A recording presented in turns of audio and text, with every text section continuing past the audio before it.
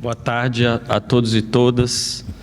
É uma honra estar aqui. Eu queria muito agradecer o convite da organização do evento, na pessoa do ministro Gilmar Mendes, por ter estruturado essa mesa e me convidado para participar dela. Eu tenho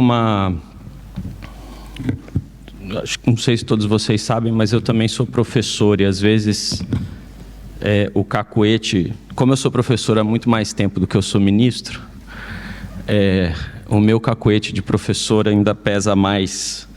Então eu estruturei aqui uma apresentação para vocês, um pouco fazendo um percurso um pouco teórico de como esse debate sobre empresa e políticas públicas se estrutura ao longo pelo menos desde a formação da chamada macroempresa ou da grande empresa capitalista no século XX. Vocês podem ficar tranquilos que eu vou fazer essa história que é longa, muito curta, para depois entrar um pouco mais no papel que a CGU tem em relação a essa agenda, que é um papel que, num primeiro momento, não é muito evidente, né? Quando as pessoas pensam na Controladoria Geral da União, normalmente as pessoas pensam em auditoria e corregedoria, mas o fato é que a CGU, ao longo dos 20 anos da sua existência, foi agregando uma série de competências e uma série de atribuições,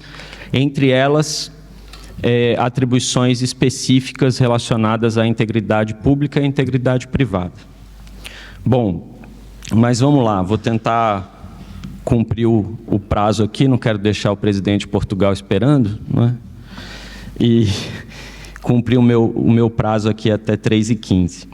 Bom, acho que o primeiro ponto que é relevante nessa discussão, eu acho, é entender como essa história de função pública da empresa aparece, né? Porque isso também não é algo evidente, não é algo trivial, né? Por que uma empresa privada, num sistema capitalista, eventualmente exerce funções públicas, digamos assim, ou possui algum tipo de função social?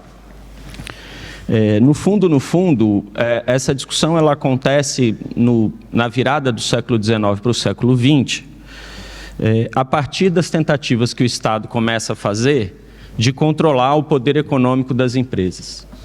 E essas tentativas, elas passam por vários caminhos, né? A gente conhece vários deles.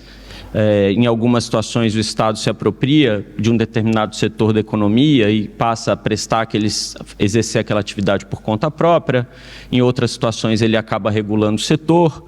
Em outras situações, ele aplica a política de defesa da concorrência, né? O fato é que, apesar dessas funções estatais que eu acabei de mencionar, o poder das empresas continuou se estruturando e as empresas continuaram crescendo. Esse crescimento muitas vezes significava um poder econômico que podia ou não ser abusado e às vezes não. Mas o fato é que o poder econômico era visto durante muito tempo como uma espécie de disfuncionalidade do livre mercado, né? O poder de uma empresa era algo que, de certo modo, era visto como antinatural dentro de uma economia de concorrência perfeita.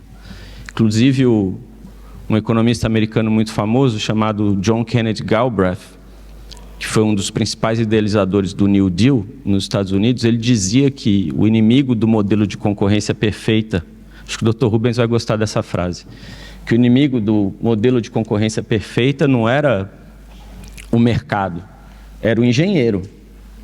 Porque era o engenheiro que construía e projetava máquinas que aumentavam a produtividade dessas companhias e geravam um fenômeno que depois todo mundo conheceu como economias de escala, né? E isso gerava também empresas que, no fundo, para que fossem produtivas, para que até vendessem produtos num preço menor, precisavam de escala. E esse fenômeno ele acontece e ele é reconhecido em várias empresas, principalmente nos setores de infraestrutura e nos setores, em vários setores, inclusive, que a Cosan trabalha. A economia de escala é uma característica muito frequente. Isso gerou algumas consequências, né? Porque já que a grande empresa passa a ser vista como algo que de fato acontece no mercado e não como uma disfuncionalidade, passa a se imaginar que essa grande empresa vai ter alguma função planejadora dentro desses setores da economia. Inclusive planejadora de cadeias produtivas, organizando essas cadeias produtivas. Durante as décadas principalmente no pós-Segunda Guerra, nós tivemos a prevalecência dessas empresas, inclusive disciplinando as relações trabalhistas com seus empregados, né, negociando todo o processo produtivo. E isso gerava um modelo, né, em que a gente costuma identificar as empresas cumprindo funções relevantes para a sociedade, dado que elas acabavam assumindo o planejamento de alguns setores econômicos, ou sozinhas ou em conjunto com outras empresas, muitas vezes em negociação com o próprio Estado. Então é muito difícil nesse contexto você imaginar que a única função da empresa é a obtenção de lucro e a distribuição de dividendos para os seus acionistas. Esse modelo é o modelo que a gente costuma chamar de stakeholder model. Só que aí existe uma segunda forma de ver o poder de mercado ou o poder das empresas também como virtude. E essa segunda forma ela passa a se desenvolver no pensamento econômico por dois caminhos. Um caminho primeiro o do Schumpeter, a ideia da empresa inovadora, do empreendedor gerando as disrupções no mercado e a destruição criativa, e para você inovar você também precisa de uma aptidão ao risco muito grande, que também demanda financiamento, que demanda grandes estruturas. E uma segunda, digamos, fonte da ideia da empresa ou da grande empresa como virtude decorre daquilo que a gente se convencionou chamar a Escola de Chicago. E o texto seminal que, digamos, gera a primeira polêmica em torno desse tema é um texto do Milton Friedman, da década de 1970, publicado no New York Times, em que ele faz uma provocação muito interessante, dizendo que a única responsabilidade social da empresa é obter lucros. E que a empresa, dado que os seus diretores, o seu conselho e assim por diante, como essas estruturas burocráticas das empresas não eram eleitas pelo povo, a empresa nem sequer tinha legitimidade para exercer funções públicas. Porque como que ela vai substituir o Estado se a sua diretoria não é eleita pelo povo? Que isso tinha inclusive uma dimensão antidemocrática. Só que ele faz uma ressalva que pouca gente fala no texto, que ele diz o seguinte: ele impõe uma condição que os economistas chamam de ceteris paribus, né? Tudo mais constante. O que era o tudo mais constante no texto do Friedman? Ele falava, olha, desde que as empresas respeitem a lei antitruste e respeitem a legislação, as regulamentações de uma maneira geral. Só que o que acontecia nesse momento? Dois autores, amigos dele, colegas de departamento dele na Escola de Chicago, estavam questionando exatamente essas duas premissas que ele colocava, né? O Robert Bork, que o Vitor Fernandes mencionou ontem na palestra de vocês, questionou toda a estrutura da política antitruste norte-americana a partir da noção de consumer welfare, e o George Stigler questionou a própria ideia de que a regulação podia estar baseada no interesse público, né? O George Stigler identificou e teorizou a ideia de que a regulação, como qualquer produto no mercado, também era sujeita à oferta e à demanda. Então, quem tinha mais poder para obter as regulações ao seu favor ia fazer isso. E a solução de Stigler para esse tipo de situação era uma solução de falar, bom, então que não haja regulação. A regulação tem que ser reduzida ao mínimo possível. Bom, dentro desse ambiente, quando essa lógica ficou hegemônica, a gente teve o surgimento do shareholder value, da ideia, da primazia da ideia de que a empresa serve só aos seus sócios e só produz dividendos para os seus sócios. Essa hegemonia jogou todo o debate da regulação para dentro da discussão do mercado de capitais, para dentro da discussão do debate sobre agente principal, que todo mundo conhece também, que é aquele debate sobre até que ponto, principalmente dentro do modelo americano, né, em que as empresas têm o capital diluído, era possível que os seus gestores, a sua diretoria, representasse de fato os interesses dos seus acionistas.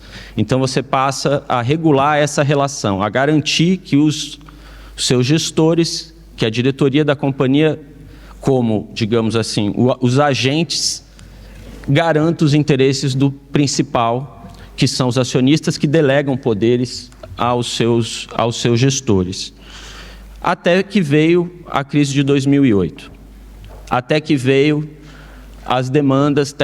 as demandas relacionadas à transição climática, até que vieram novamente as demandas relacionadas ao aumento da desigualdade, até que vieram as demandas relacionadas à segurança energética e à segurança sanitária. Todos esses pontos que foram se acoplando ao debate público e às preocupações sobre a sustentabilidade do próprio planeta foram gerando a necessidade de um diálogo maior entre as empresas e o poder público, entre as empresas e as políticas públicas. Só que esse diálogo ele não pode se dar mais nos termos em que se dava lá atrás, porque o Estado é outro e as empresas são outras, né? Várias coisas aconteceram ao longo das últimas décadas que demandam uma reinvenção da forma como o Estado impulsiona, digamos assim, as empresas a realizarem objetivos públicos e também demanda uma forma diferente como as empresas vão lidar com essas demandas públicas, até porque essas demandas públicas hoje elas se misturam também com uma agenda de governança, né?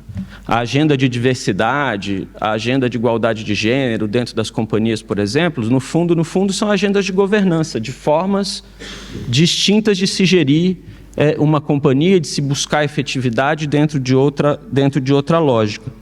Então o Estado passa a lidar com políticas de incentivo que são vistas,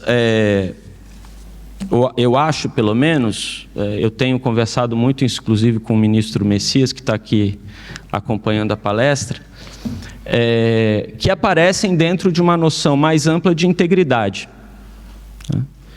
Essa noção de integridade é uma noção que foi sendo construída recentemente, principalmente em organizações internacionais, como a ONU e a OCDE, e ela tem a ver com algumas ideias, né, que impactam muito a agenda pública. A ideia de legitimidade, a ideia de que uma instituição íntegra é uma instituição que só faz aquilo que ela tem direito de fazer, ou seja, ela não abusa do seu poder, né, ela não desvia o seu poder, isso também vale para as empresas. A ideia de propósito, a ideia de que uma instituição que não tem um propósito claro ou que tem vários propósitos não é passível de uma boa governança, não é passível de um bom controle social. E aqui, por exemplo, quando a gente olha para as empresas, esse controle social é o controle da própria sociedade, dos próprios acionistas. É uma companhia que não tem objetivos claros, que não tem propósitos claros, provavelmente os acionistas vão ter muita dificuldade de saber se essa companhia está tendo êxito ou não está tendo êxito. Uma instituição íntegra também é uma instituição que se compromete com objetivos e realiza esses objetivos da maneira mais eficiente possível, gastando o mínimo possível de recursos públicos. Isso também vale para uma empresa. E também uma instituição íntegra é uma instituição resiliente. É uma instituição que consegue, que lá em Minas o pessoal falaria, né, que verga, mas não quebra. É uma instituição que recebe pressões, faz parte da vida dessa instituição receber pressões, mas ela consegue resistir a essas pressões e crescer com essas pressões. Então, isso são instituições íntegras e a questão é o que a CGU tem a ver com isso, né? A CGU, de um tempo para cá, desde a lei anticorrupção, passou a trabalhar a questão da integridade privada de algumas formas, né? Primeiro, a partir daquele programa que a gente instituiu, que é o programa Proética, que é um programa que analisa os programas de integridade das empresas, muito da perspectiva anticorrupção, mas a gente vai ver que isso não é suficiente hoje em dia.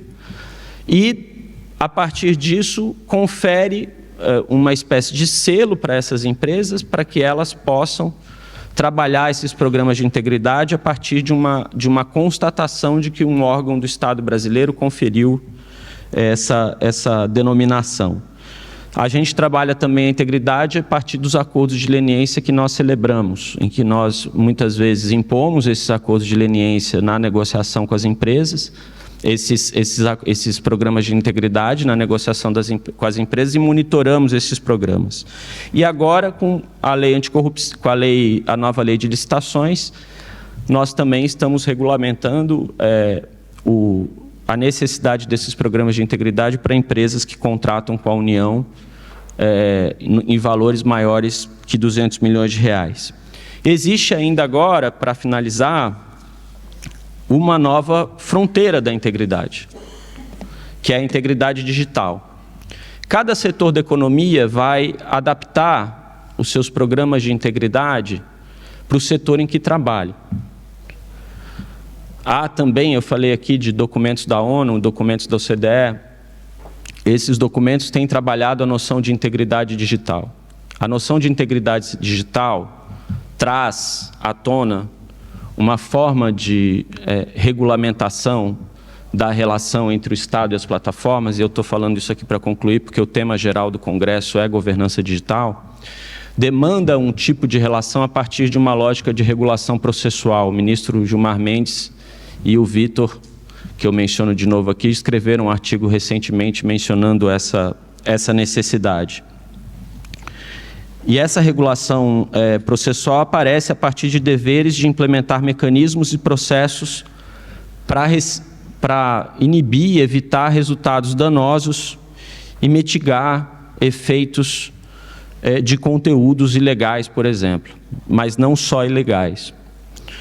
Isso se faz por meio de 3 caminhos, né? Que isso tem sido, inclusive, discutido nos debates de tramitação do PL 2630. O caminho do dever de cuidado, que é a prevenção à utilização abusiva dos serviços, o caminho de controle de riscos sistêmicos e o caminho da transparência. A professora Mariana Mazzucato, outro dia, publicou um artigo, inclusive, falando desse assunto, né, sobre a necessidade de publicizar os parâmetros usados para prevenção e mitigação da desinformação e também da transparência das informações sobre funcionamento de algoritmos e tudo mais, que é isso que a gente tem debatido, na verdade, quase que globalmente, esse assunto. A questão que eu acho que é bem relevante acentuar aqui, e aqui falando da perspectiva da CGU, é que, em matéria de integridade, a melhor solução é sempre uma solução que passe, por um lado, por essa dimensão da regulação processual, que eu mencionei, mas também passe por um arranjo de governança compatível, né?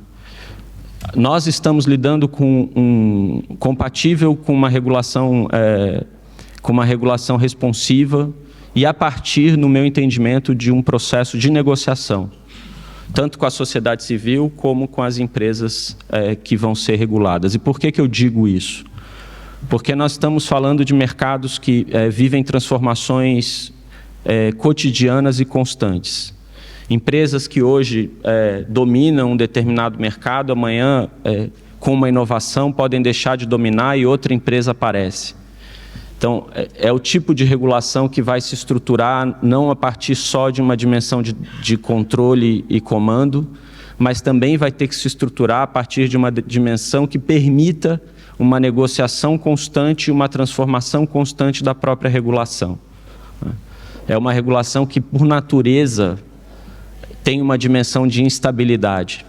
Isso é algo com o qual, uma dimensão com a qual o governo não está muito acostumado, né? No governo, a gente está muito mais habituado a comando e controle. Então, dentro desse ambiente, a gente vai ter que construir algo que seja funcional, para garantir que o mercado se desenvolva, que as inovações continuem acontecendo, para que a competição se realize, mas, ao mesmo tempo, com a segurança necessária para que os efeitos desses processos e dessas estruturas que muitas vezes geram desinformação, geram problemas relacionados ao próprio impacto sobre a nossa democracia, como nós vimos recentemente, não só no Brasil, deixem de acontecer. Então, eu acho que com isso eu vou encerrar dizendo que algumas perguntas precisam ser respondidas dentro desses arranjos que precisam e que vão ser construídos. A primeira delas é saber se o arranjo é bem desenhado e bem estruturado, se está baseado numa análise de risco específica, se conta com políticas e procedimentos que conferem conteúdo e efetividade a esses arranjos de governança, se há uma estrutura robusta de denúncias e de investigação, se há um comprometimento da autoinvestigação, se há gestão de consequências e, por fim, se há monitoramento e remediação das causas que são as raízes de muitos dos problemas relacionados à desinformação e aos efeitos que a desinformação pode ter sobre a estruturação da nossa vida democrática. Então, com isso, pessoal, eu queria agradecer mais uma vez o convite, dizer que para mim é uma honra estar aqui com vocês e que boa sorte para todos nós nessa missão pela agenda da integridade. Obrigado.